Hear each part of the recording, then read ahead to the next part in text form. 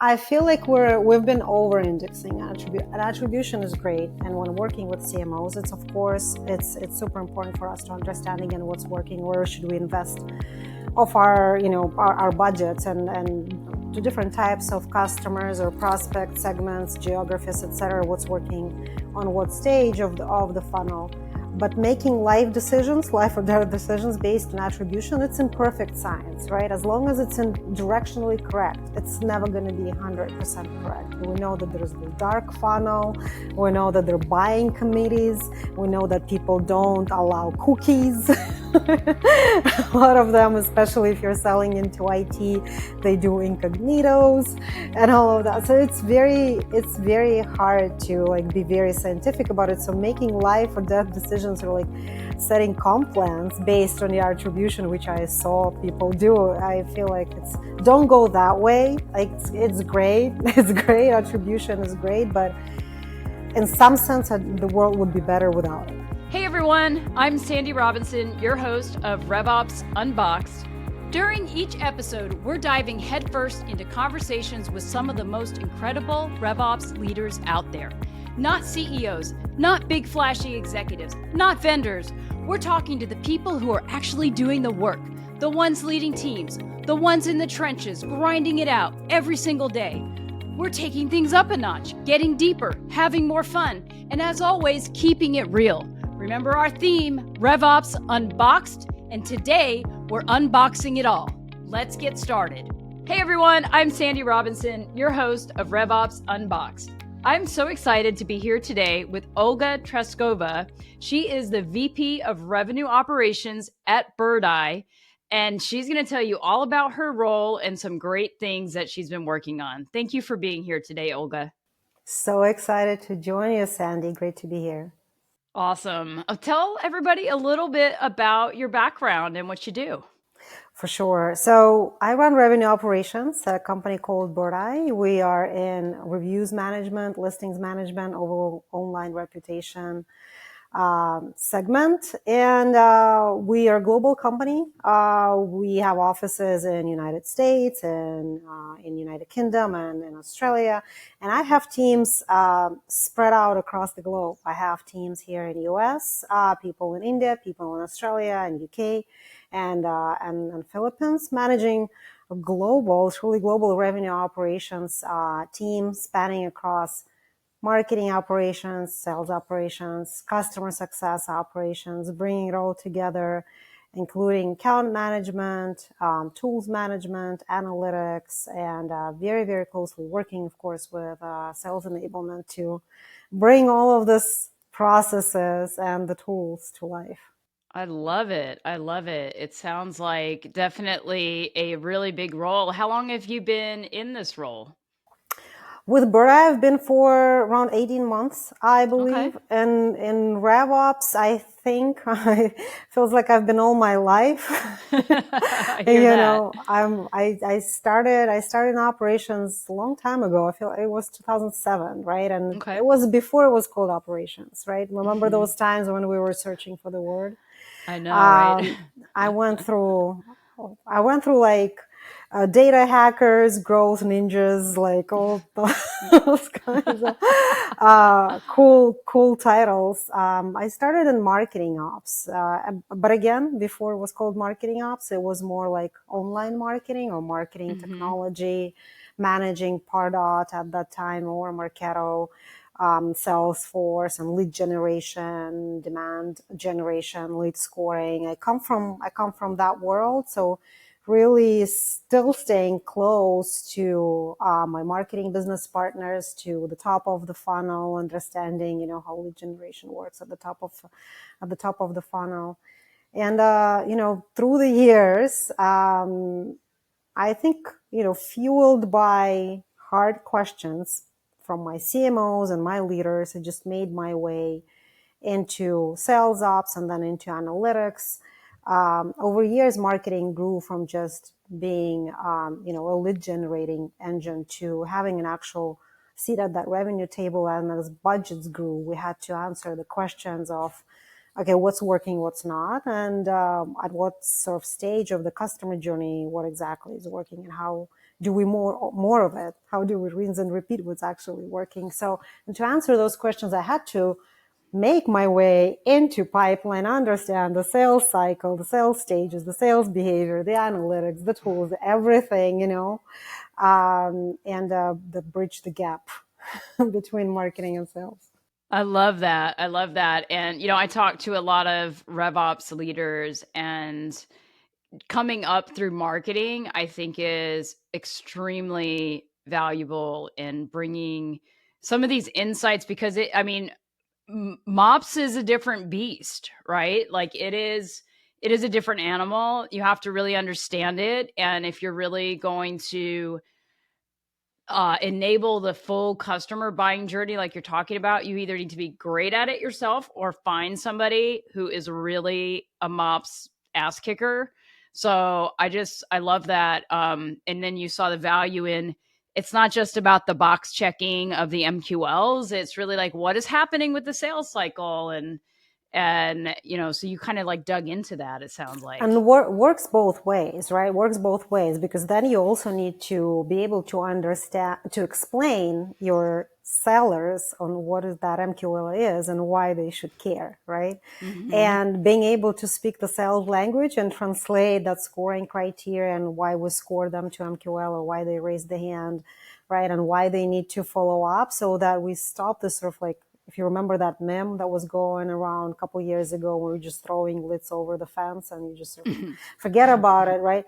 So we should stop doing that. It's a two-way conversation, and more like three-way, because marketing also generates leads for customer success, right? For the upsells and for our existing customers, right? When we go to market, we do target, our greenfield and our existing customers as well. So we need to be able to bridge the gap between sales and customer success organization as well.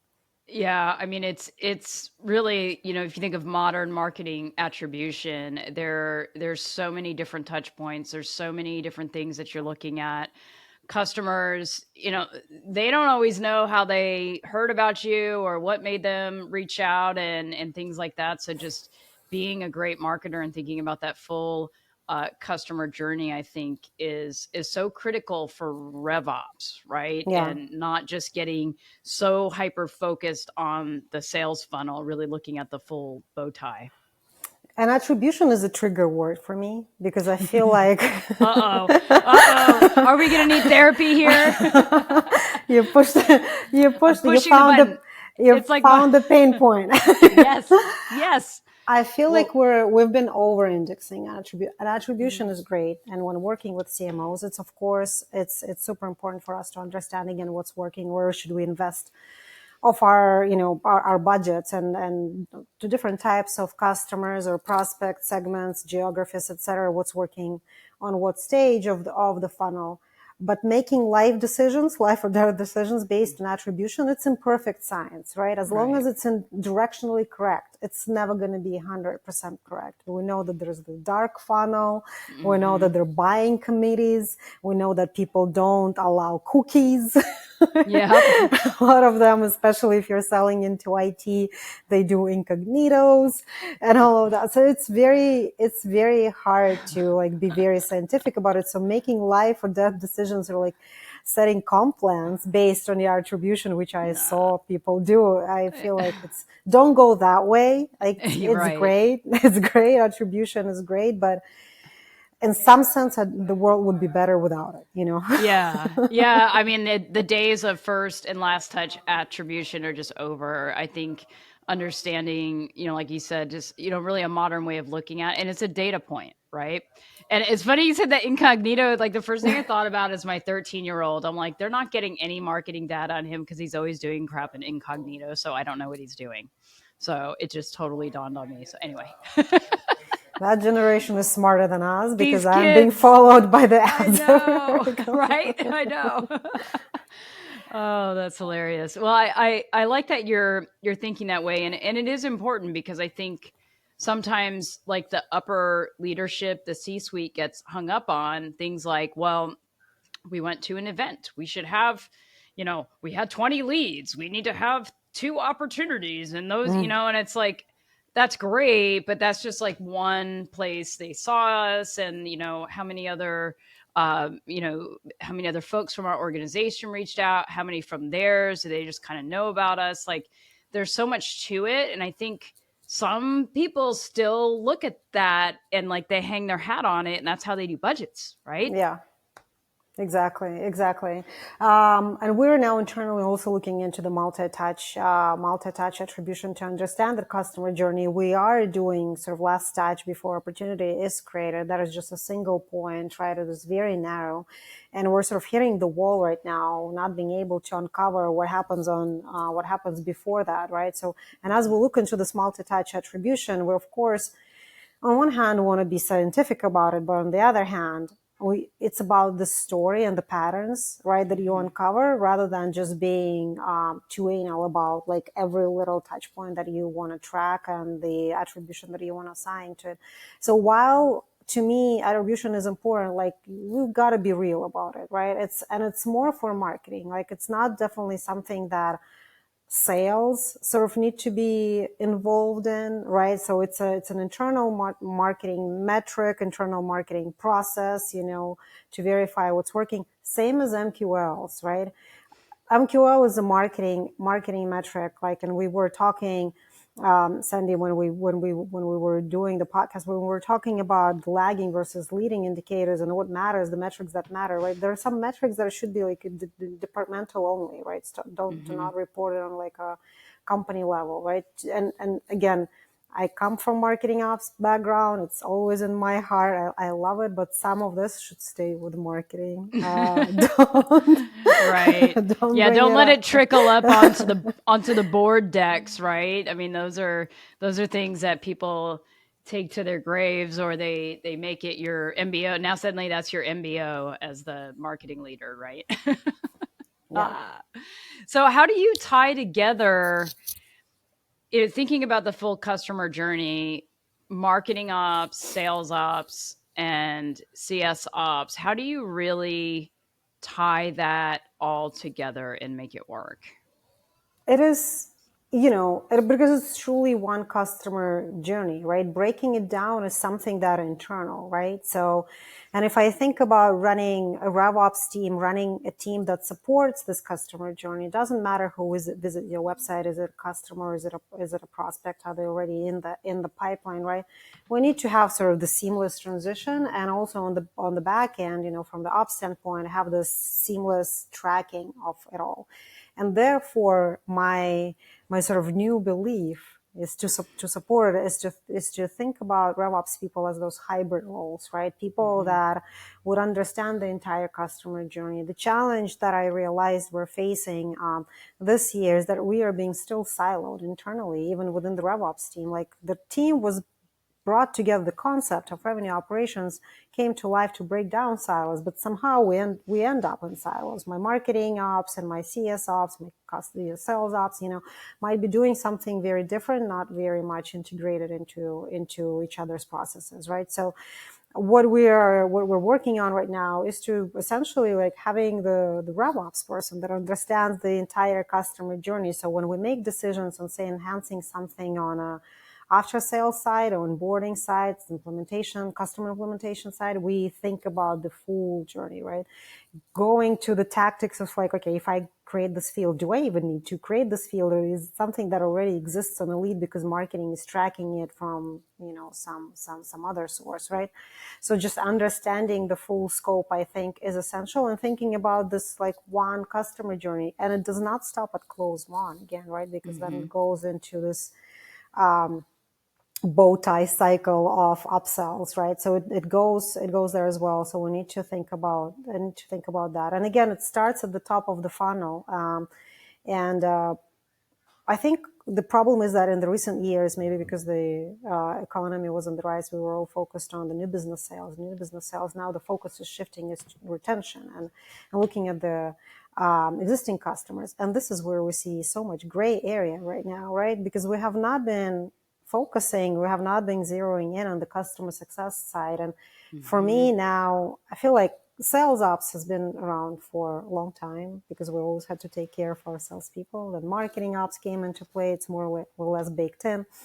Now, CS ops is it's a fairly new function, and this is when I spend a lot of time tightening up the processes there, the teams there, technologies, um, etc. So it helps, of course, to understand the top of the funnel because it then triggers all of the events way down the process.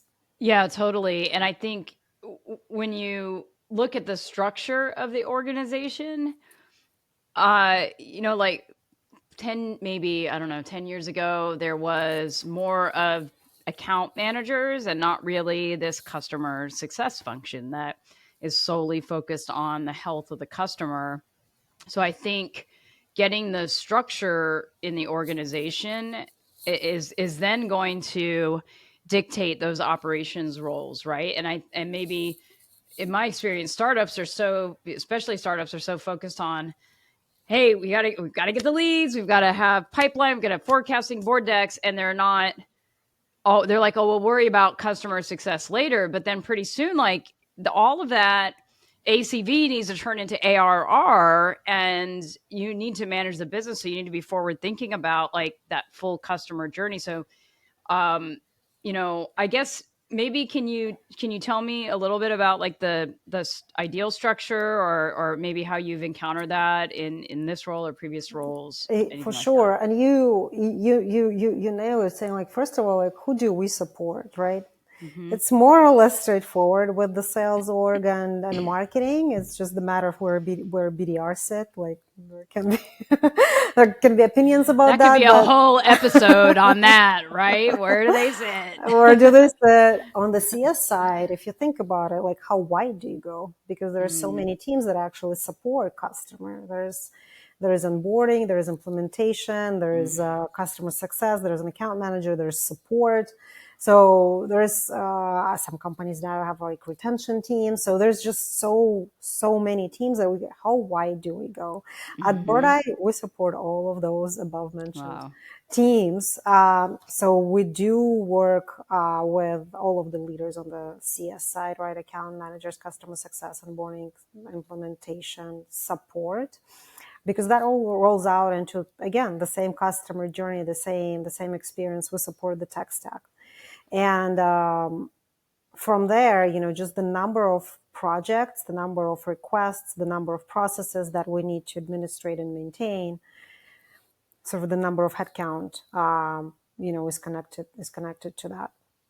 But my largest team internally is the sales ops team, and it's due to the fact that we also support the account management. I think in other companies would be called territories, right? So we Mm-hmm. are responsible for sourcing and creating and assigning accounts to our sellers and BDRs, maintaining that book of business. So I do have a special team within sales operations that is focused exactly on that. They do manage different data sources such as data providers, ZoomInfo, Seamless, Cognizant, Lasha.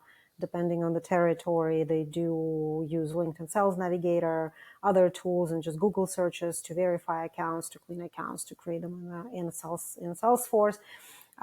Sales operations is responsible for account math, so calculating how many accounts each rep, each BDR needs, based on the conversion rates, what's their book of business, and then ensuring that they have them clean and assigned, and also preparing for the new hires and having the buffer, all of that. So that's a special team within sales ops. Other than that, our sales ops is pretty standard. We do a lot of programs. We do support quote to cash and deal desk, the day-to-day operations within Salesforce and CPQ. And we do have regional support because we're a global company. It is essential that you have people in those time zones. So if I have sellers in US, I need to have sales Mm-hmm. ops people in US supporting them. If I have salespeople in Australia, I need to have a sales ops person in Australia working Australia hours so that there's support in their time zone.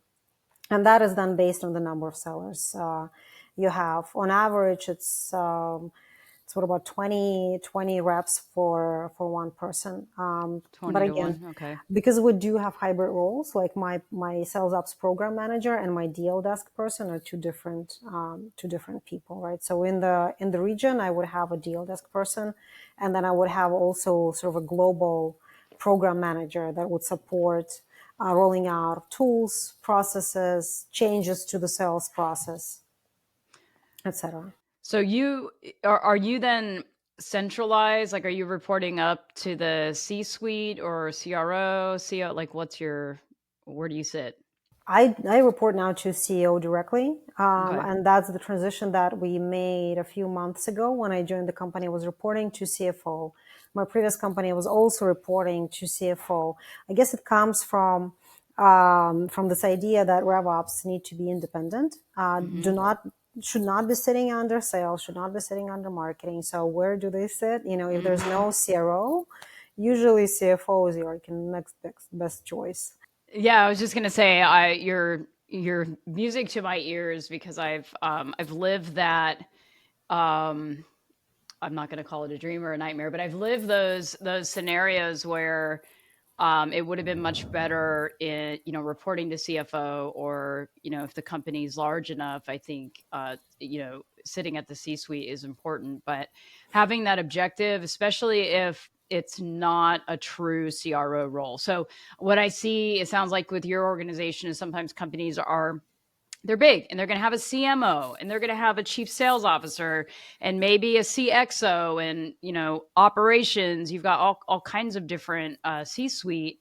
So there may not be a place for a CRO, or they might have a CRO but they're really a sales officer, right? So having RevOps under one of those and expect them to like dotted line, I think you're on it. Like, the only place is either finance or a direct to the CEO. It's got to be one of the two to provide that objectivity, because like you get like stuck in the middle, and you kind of you have to provide that objective view, but it's hard if your boss is the chief sales officer, right? Yeah, exactly. What do you expect me to focus on, right? If it comes down to me like 70-80% being sales, right? So I'm going to be, of course, sales oriented. Oh, I love reporting to CEO, and even though the expectations are high and the bar is very high, it gives you sort of the understanding of the full scope and understanding of the strategy and the global purview. Like still when you talk to different companies, right, there's no alignment at the top, like, and the function will not be successful if a CMO sort of does not really believe in that, but a sales officer is pushing for it, and CEO is like, yeah, like the entire C-suite, all of the officers need to be aligned at the top. That this is how we're doing. That there's going to be the function that will actually, take care of the entire customer journey, tool-wise, process-wise, metrics-wise, right? And we will be business partners. Otherwise, it's not going to be successful, and we will just bury it in the politics and drama. This is not the case here, and I think it allows us to move fast because there is like absolute partnership at the top. Yeah, I mean, alignment has to come from the top. And I talk to a lot of folks, they try it at conferences, and I know you've been to these conferences, and it's like they're frustrated trying to drive RevOps from the bottom up, trying to say, hey, let's work together. And that's important. Like, you have to have those collaborative skills and everything, but you should do that with the support from the top down to say, like, this is what RevOps does. They're supporting the full customer journey. They report here or whatever, but this is this is what we're all talking about. We're all singing the same song, and it has to come from the top. And I think what I also hear a lot is, PE firms come into the picture and they're like, oh, you need to get RevOps. And then you get hired as RevOps, and the person that hired you doesn't know what the hell RevOps is. And this is so common, right? And then it ends up being a complete failure and catastrophe because nobody was aligned at the top. They just like checked a box because they needed to do a thing. And Forbes said RevOps is the hottest job out there. So let's Mhm. post a RevOps job, and we don't know what it is. I mean, Yeah, exactly. so you guys are doing it right. Like obviously you have a big business, a big global business, and there's a lot to think about, but it'd be impossible if you were sitting under the CMO or somewhere else in the company, I would imagine. No, you said it right. I also don't believe in dotted lines. Like it looks great on paper. It never works in reality Right. and ends up being a constant fight. If we're taking this seriously, if it's a serious org, like it should be done. So, on paper and in reality, we need to have budgets. We need to have responsibilities. We need to have our own charter. And it's not the power play. It's just again about centralizing the customer journey and centralizing the go-to-market stack, like simple things like overlapping capabilities of different tools, right? If every team starts buying their own thing, then you're going to end up with like Sales Loft and Outreach together, or things Right. like that. And then there's going to be two different sets of data, for example, that's never going to align with each other. So there is a lot of benefits, of course, and having the centralized team. And I was reading just today, it depends on the stage of the company, right? If you're just a startup, a smaller company, just, probably a subject matter expert's going to do it for you, right? You don't need a centralized RevOps team, full blown team. You can do decentralized and have just ops people sitting in. But as you grow, to make it scalable and to allow for growth, there's no other way. And I think that's why PE firms love it. PE firms want to, their end game is to sell you, is to exit you. They want to put you in a box. They want to make you simple, scalable, transparent. To make you simple, scalable, transparent, and predictive, you need that function that is, very sort of predictable. You need the function, you need to do it well and execute. I think this, we could probably go on and on about this. I want to flip a little bit here and talk about AI. We've got, it's always, every conference I go to, every topic is, what are you doing with AI? And I think a lot of folks are leveraging tools well. I think there's a lot of shiny objects out there that you have to be careful about. So, uh, you know, give me some thoughts. What are you focused on? I'm Is this cautiously another optimistic. trigger I'm like, word for you, or my? sort of. Maybe like call me old school. I just recently discovered ChatGPT for myself. I just love creating images for my slide decks, for my Right. presentations.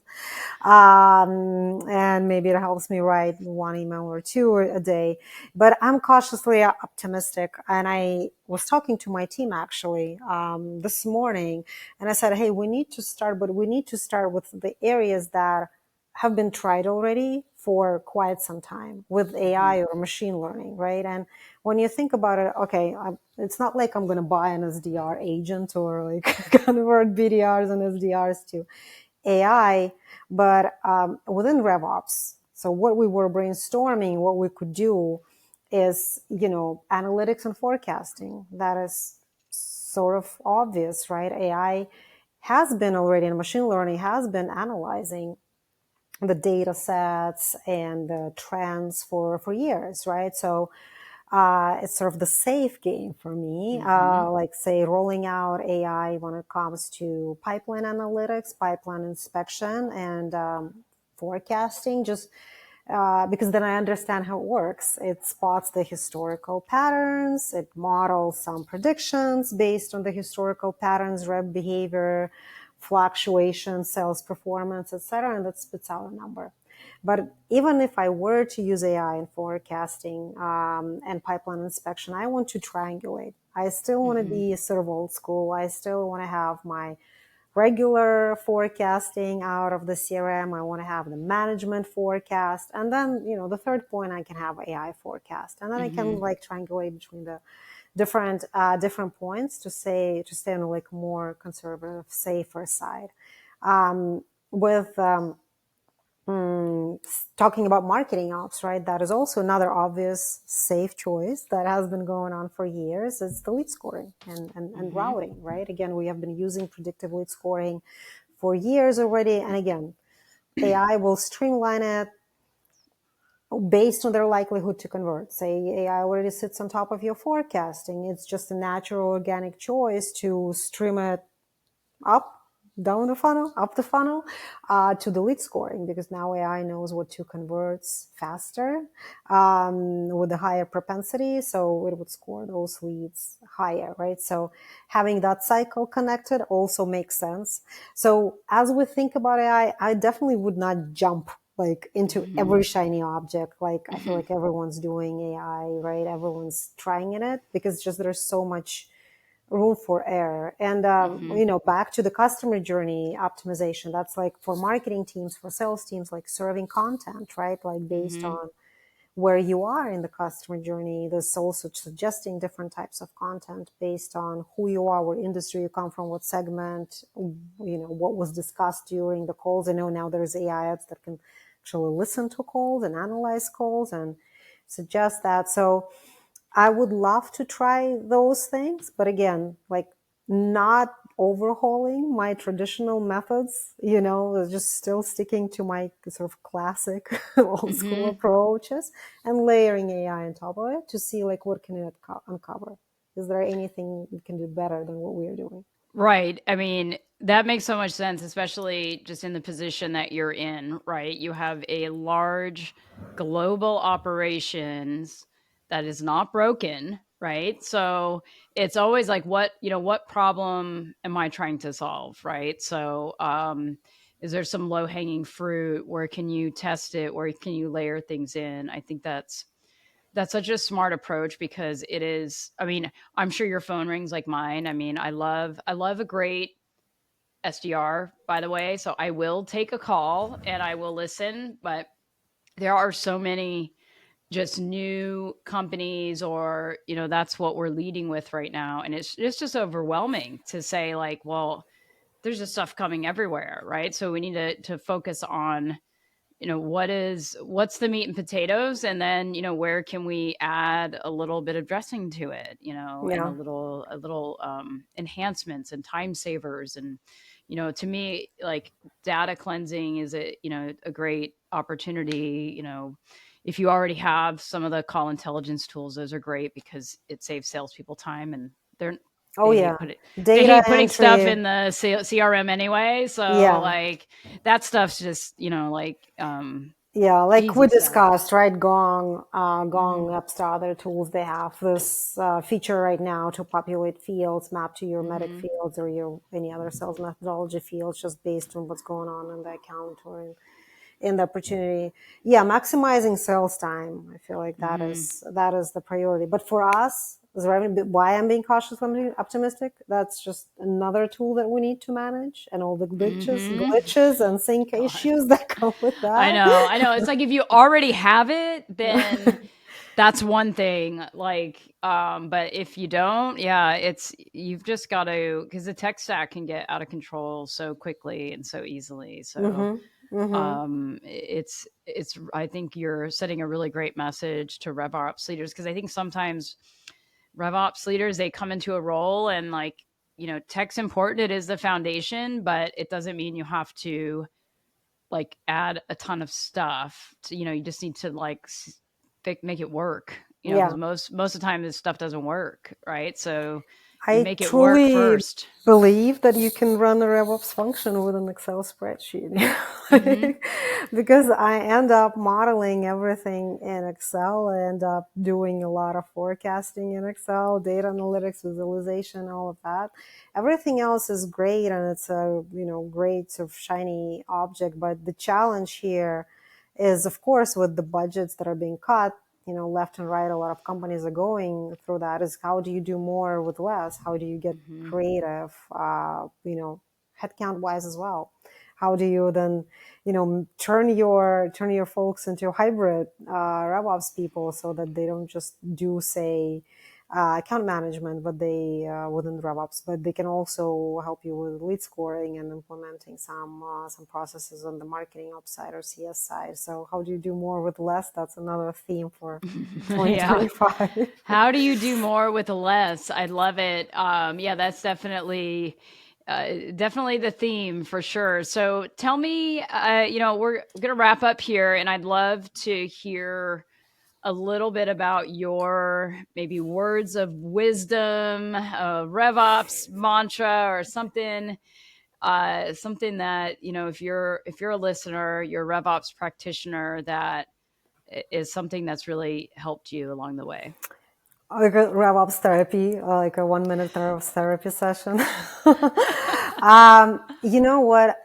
And that's what I'm reminding myself every day, literally. I'm not making it up. I'm also the person that might sometimes, neglect the problem, choose to ignore the problem and like move on and tell myself I'm going to find the bigger fish to fry and all of that. I'm telling myself now every day, don't look the other way. If you see the problem, fix the problem. Don't postpone. It will end up to a bigger mess. So you don't need to do everything yourself. Use your team, use your teams. You have all the parallel teams that you can use, right? You can delegate, you can create committees and work groups. But if you truly see the problem, don't look the other way. Right. Work on fixing the problem and figure out a way, a committee, how to fix it. Of course, there's prioritization, there's of course scoping and all of that. But I feel like over years, this is how technical debt accumulates. Just all of the historical malpractices, bad processes accumulate, and then they explode. So Yeah, at some I point want to they stop it. Yeah, and the Band-Aids, or someone will throw a Band-Aid on it and then some duct tape, and they just let the problem get bigger and bigger, and eventually it's no good. So Yeah. I love that. Don't look the other way. Address the problem. Find a way. Work with your teams. Work with other teams. Delegate. Collaborate. Prioritize whatever you have to do. Amen to that. I love it. I love it. Great way to wrap. Olga, I really appreciate you being on the show. Thanks for taking the time. I know we're all busy, so I really appreciate you. Thank you so much, Sandy. That has been awesome. This has been another episode of RevOps Unboxed in partnership with the Revenue Operations Alliance. Until next time, keep unboxing.